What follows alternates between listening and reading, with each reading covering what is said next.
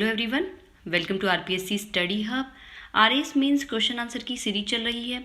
Series 40 तक हम discuss कर चुके हैं। आज हम बात करेंगे सीरीज 41 के बारे में, जिसमें हम कुछ प्रश्नों को उनके आंसर सहित डिस्कस करेंगे। तो आइए स्टार्ट करते हैं आज के पहले प्रश्न को। आज का पहला प्रश्न है अथाभास्का झील या अथाबस्का झील, कुछ भी लिखा आ सकता है, अथाबस्का। ओके, तो ये 20 वर्ड्स यानी 2 नंबर में ये प्रश्न पूछा जा सकता है। आप देख रहे होंगे साइड में मैंने मैप में भी शो करा है, तो वो हम बाद में देखेंगे। पहले हम देखते हैं कि हम 20 वर्ड्स में उत्तर कैसे लिखेंगे। यह कनाडा के एल्बर्ट सस्केचुआन प्रांत की सीमा पर स्थित है। यह हिमानी निर्मित ताजे पानी की झील है, यानी फ्रेश वाटर लेक है, हिमानी से निर्मित है। इसके तट पर यूरेनियम सिटी नगर स्थित है। यह यूरेनियम के उत्पादन के लिए विश्व प्रसिद्ध झील है। इस झील के चारों ओर पर्यटकों के लिए सुंदर स्थान विकसित किए गए हैं। तो इस तरह से आप लिखेंगे, कनाडा के एल्बर्ट सस्केचुआन प्रांत की सीमा पर स्थित हिमानी निर्मित, यानी हिम से इसको जो है ताजे पानी मिलता है, तो ताजे पानी की फ्रेश वाटर है, ये लेक है। यूरेनियम सिटी नगर, या ये यूरेनियम के लिए प्रसिद्ध भी है ये, क्योंकि यहाँ का यूरेनियम विश्व प्रसिद्ध है और साथ ही ये पर्यटन की दृष्टि से भी इम्पोर्टेंट है।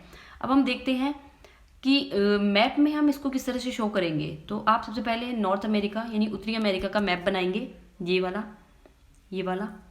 इसमें आप और भी देख सकते हैं।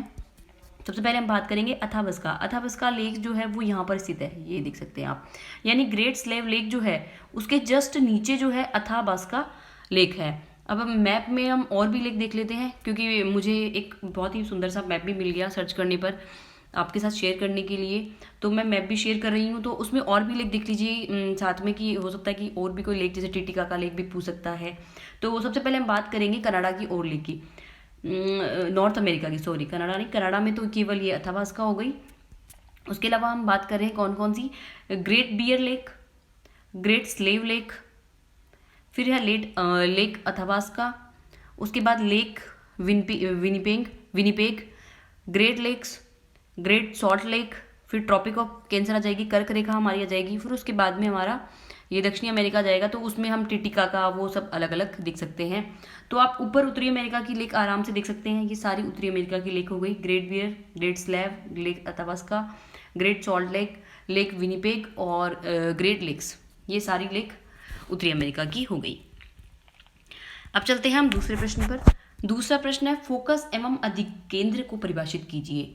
फोकस और अधिकेंद्र, ये तो आप समझ सकते हैं कि फोकस और अधिकेंद्र किसके बारे में बात हो रही है। यहाँ भूकंप से रिलेटेड बात हो रही है। तो भूकंप से रिलेटेड में हम देखते हैं कि फोकस क्या है और अधिकेंद्र क्या है।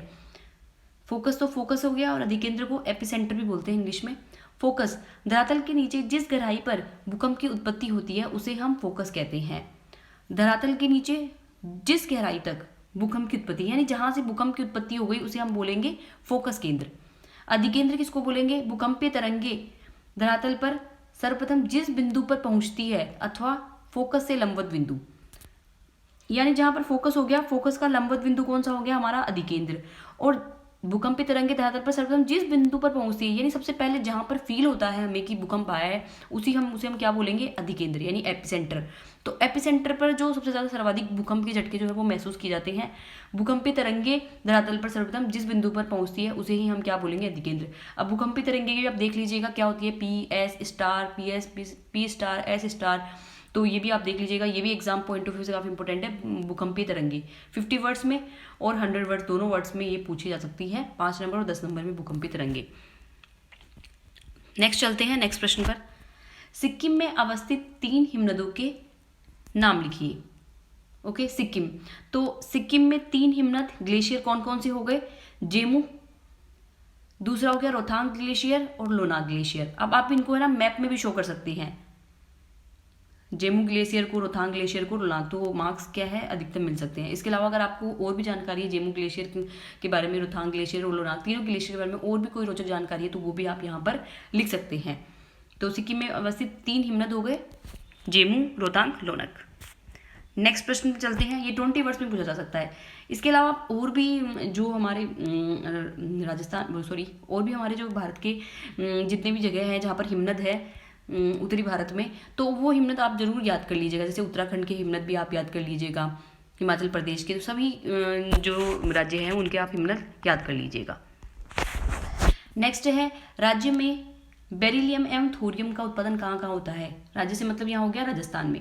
राजस्थान में बेरिलियम और थोरियम का उत्पादन कहाँ कहाँ होता है, तो उत्तर को इस तरह से लिखेंगे, बेरिलियम बांदर सिंदरी, किशनगढ़, गुजरवाड़ा, उदयपुर।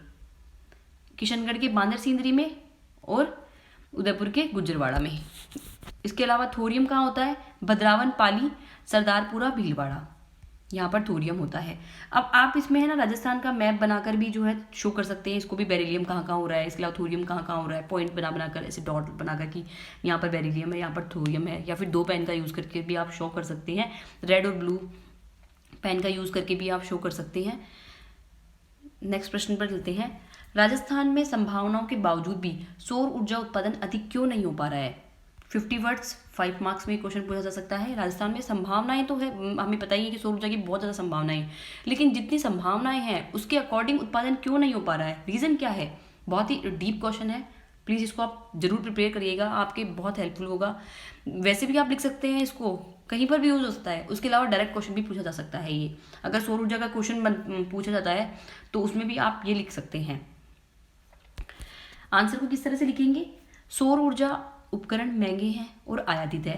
राजस्थान में क्या है, सौर ऊर्जा उपकरण क्या है, बहुत ज़्यादा महंगे हैं या फिर आयातित अधिकांश, मतलब राजस्थान में इनका निर्माण नहीं होता है, और क्योंकि निर्माण होता तो सस्ते होते ही ना, हमें आयात करना पड़ता है, तो जो उपकरण है वो महंगे पड़ते हैं हमें। दूसरा है तकनीकी पिछड़ापन।